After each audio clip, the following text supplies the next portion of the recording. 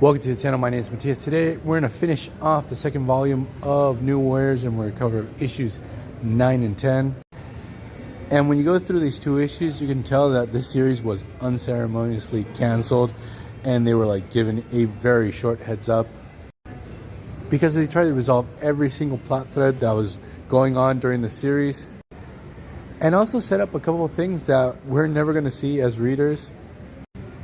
So in issue 8, the New Warriors had teamed up with Night Thrasher to try and save Iron Fist from this new villain called Junzo Muto, who actually was able to steal Iron Fist's powers.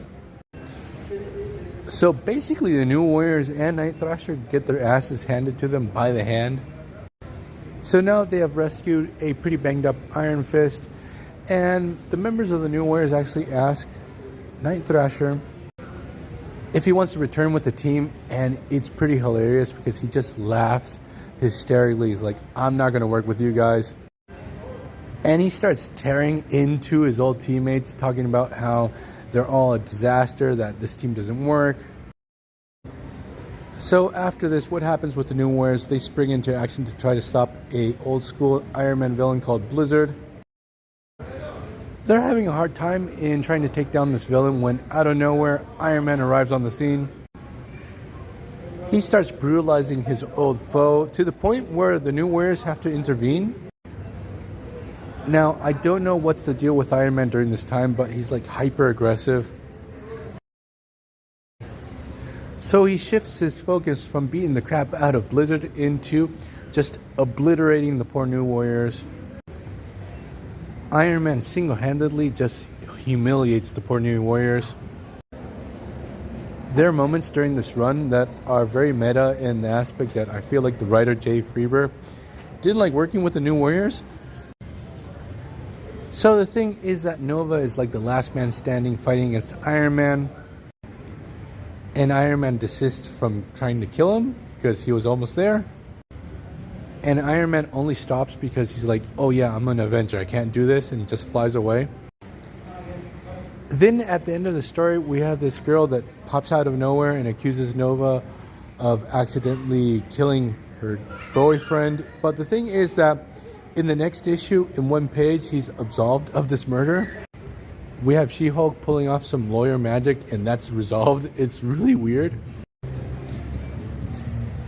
Then in issue 10, which is the last issue of the run, we have Nova and Speedball going to Hollywood to try to sell the rights to the New Warriors movie.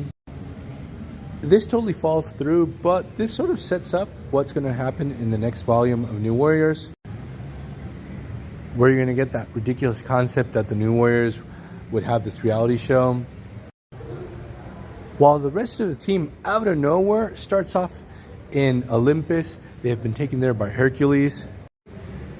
There's no explanation on how Hercules found the team in the first place that used to belong to Perseus.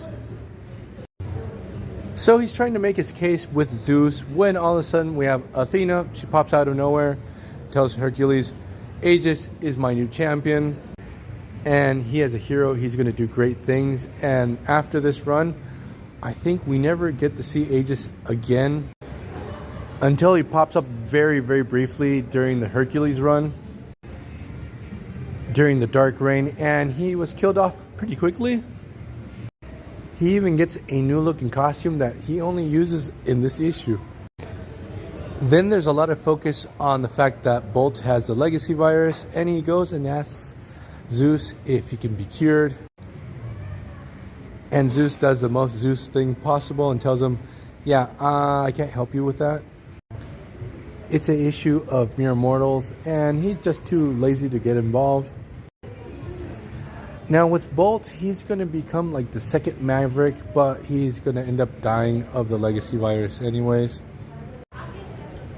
Then in the final pages of this issue, we have Night Thrasher returning with the team, who in the previous issue told the team just to go fuck off, and now he tells them, hey, I want to be back on the New Warriors. So in the span of one issue, Night Thrasher decides to go back to the team. And on the final page of the last issue, we have Junzo Muto, again the guy that stole the powers from Iron Fist. ready to make the move and take over New York City. And there we are informed as readers that this creative team is going to do the Iron Fist and Wolverine miniseries, which I already talked about because it was pretty terrible. So I'm going to leave this video here. I hope you guys liked it. See you guys next time. Bye.